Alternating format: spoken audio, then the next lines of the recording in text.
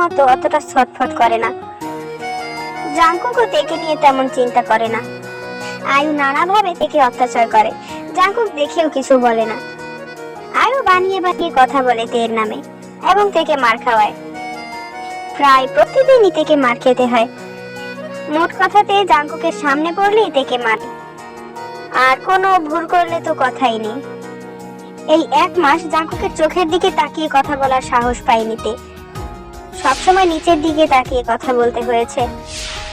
আয়ু থেকে ঠিক মতো খেতে পর্যন্ত দেয় না। বাসায় প্রচুর পানি থাকতেও তেকে রাস্তার ট্যাবে গিয়ে গোসল করতে হয়। রাস্তার লোকেরা বাজেভাবে তাকিয়েও থাকে তের দিকে, তের খারাপ লোকে তাতে খারাপ লাগে না। তে জাংকুকের কাছে কোনো অভিযোগ করলে মার খেতে হয়। জাংকুককে ইদানিং তে খুব ভয় পায়। জাংকুককে দেখলেই তে ভয় কুকড়ে যায়। জাংকুক রাগে লোক নিয়ে তের দিকে তাকালে নিজের অজান্তেই কাঁপতে থাকে তে, কারণ কোন রকম মায়া দয়া ছাড়াই জাংকুক তেকে মারে। আগে মারলে ওষুধ দিত, এখন তে ব্যথা সহ্য করতে না পেরে নিজে ওষুধ খেতে চাইলেও জাংকুক খেতে দেয় না। জাংকুক বাড়ির সব কাজের লোকদের বিদায় করে দিয়েছে। রান্না থেকে শুরু করে ঘর মোছা, বাসন মাজা, কাপড় ধোয়া, এমনকি বাজার করা সব তেকে দিয়ে করায়। বাজারে ছেলেরা থেকে আজে বাজে কথা বলে, এজন্য তে একদিন বলেছিল অন্তত বাজারের জন্য একটা লোক রেখে যেন। কিন্তু এটা বলার জন্য জাংকুক থেকে খুব মেরেছিল। মারার পরে আর সারাদিন বাথরুমে বন্দি করে রেখেছিল। এরপর থেকে তে আর কোনোদিন কোনো কাজে আপত্তি জানায়নি, জানানোর সাহস পায়নি। এই 1 মাসে তে বুঝে গেছে জাংকুকের মন থেকে তার চিহ্ন একেবারে মুছে গেছে। তের কলেজে যাওয়া বন্ধ হয়ে গেছে, কারণ বাসার কাজে একটু 19-20 হলেই জাংকুক ভয়ানক শাস্তি দেয়। তে কবে পেট ভরে খেয়েছিল সেটাও আজ ভুলে গেছে। একবেলা খেতে পেলে দুবারই খেতে দেয় না। বাড়ির কেউ জাংকুকের কথার উপর কথা বলার সাহস পায় না। জাংকুক সবসময় রেগে থাকে, শুধু যে তের উপর রাগ দেখায় তাই না, বাসার সবার সাথে খারাপ ব্যবহার করে। প্রতিদিন জাংকুককে নিউজে দেখানো হয় জাংকুক বাইরে খুব মারামারি করে, কিন্তু সবার সাথে খারাপ আচরণ করলেও জাংকুক আয়ুকে খুব ভালোবাসে। আয়ু যাই বলে তাই করে, একমাত্র আয়ুর সাথেই সে একটু ভালো সময় কাটায়। তাকে নিয়ে প্রায় ঘুরতে যায়। সারাদিন বাড়ির বাইরে থাকলেও সবসময় বাড়িতে এসে নিজের হাতে আয়ুকে খাইয়ে দেয়। জাংকুকের সব কাজ মিস হবে, কিন্তু আয়ুকে খাইয়ে দেওয়া মিস হবে না। আয়ুর জন্য দামি দামি গিফট নিয়ে আসে জাংকুক। আয়ুর খুব যত্ন নেয়, যেমনটা আগে তের নিত। জাংকুক আস্তে আস্তে তের জায়গাটা আয়ুকে দিয়ে দিয়েছে। আয়ু জাংকুককে খুব খুশি করে।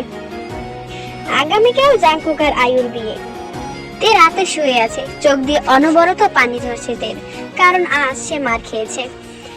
আয়ু থেকে জুতা পরিয়ে দিতে বলেছিল। তে আপত্তি করায় জাংকুক বাড়ি ভর্তি মেহমানের সামনে যা নয় তাই বলে অপমান করেছে তেকে।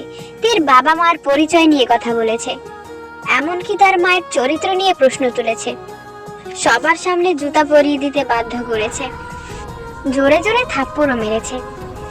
তে ভাবছে, আচ্ছা ভালোবাসা বুঝি এমনই হয়। জাংকুক, আপনি কি সত্যি আমায় ভালোবাসেন বা কোনোদিন বেসেছেন? আমার জন্য আপনার যেটা ছিল হয়তো ভালো লাগা ছিল, কিন্তু সেটা ভালোবাসা কিছুতেই হতে পারে না। ভালোবাসা কখনো স্বার্থের জন্য হয় না। আজ আমি আপনাকে খুশি করতে পারিনি বলে আপনি আমাকে ছেড়ে চলে গেলেন। একবারও ভাবলেন না আমি যাই করে থাকি আমি তো আপনাকে ছেড়ে চলে যাইনি। আচ্ছা আমি কি এমন করেছিলাম? শুধু এটুকুই তো বলেছিলাম যে আপনার সাথে প্রেম করব না, তাই বলে অন্য কারো হাত ধরে চলে তো যাইনি। আপনার কাছেই ছিলাম। আগেও যেমন আপনার সেবা করতাম, এখনো হয়তো তাই করতাম, কিন্তু শুধু প্রেম করব না এই একটা কথায় আপনাকে এতটা বদলে দিল। আজ আমার জন্য আপনার কোনো ইমোশন কাজ করে না। আপনি হয়তো ভুলেই গেছেন আমি রক্ত মাংসের তৈরি একটা মানুষ, কোনো রোবট নই। যে জাংকুক আমাকে এত কেয়ার করতো, সে আজ রাতের বেলা আমাকে একা রেখে চলে আসতেও দ্বিধা করে না। ছেলেরা বাজেভাবে তাকালেও তার খারাপ লাগে না। ব্যথায় ছটফট করলে একটা ঔষধ দেয় না, বরং ওষুধ খাওয়ার অপরাধে আরো মারেন। খিদে জ্বালায় একবার খাবার চাইলে খাবার দেওয়ার বদলে পরের বেলার খাবারটাও বন্ধ করে দেন। যদি ভালোবাসতেন তাহলে কি পারতেন এমন করতে? নাই বা করলাম বিয়ে, দিলাম না হয় হাজার কষ্ট আপনাকে, তাই বললে ভালোবাসা কমে যাবে? এটাই বুঝি ভালোবাসা? না, এটা আর যাই হোক ভালোবাসা হতে পারে না। স্বার্থের জন্য ভালোবাসা বদলায় না, যেমন আমি পারিনি বদলাতে। হাজার কষ্ট সহ্য করেও আপনার কাছেই পড়ে আছি।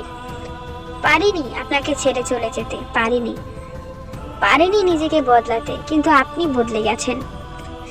ভালো হয়তো আপনিও বেসেছেন, কিন্তু আমায় নয়, ভালোবেসেছেন নিজেকে। তাই তো যখন শুনেছেন আমি আপনার সাথে প্রেম করব না, সাথে সাথে নিজেকে ভালো রাখতে অন্য কাউকে বেছে নিয়েছেন। যদি আপনি নাকি আমার মনের কথা শুনতে পেতেন, তাহলে আজ কোথায় গেল সেই মনের টান?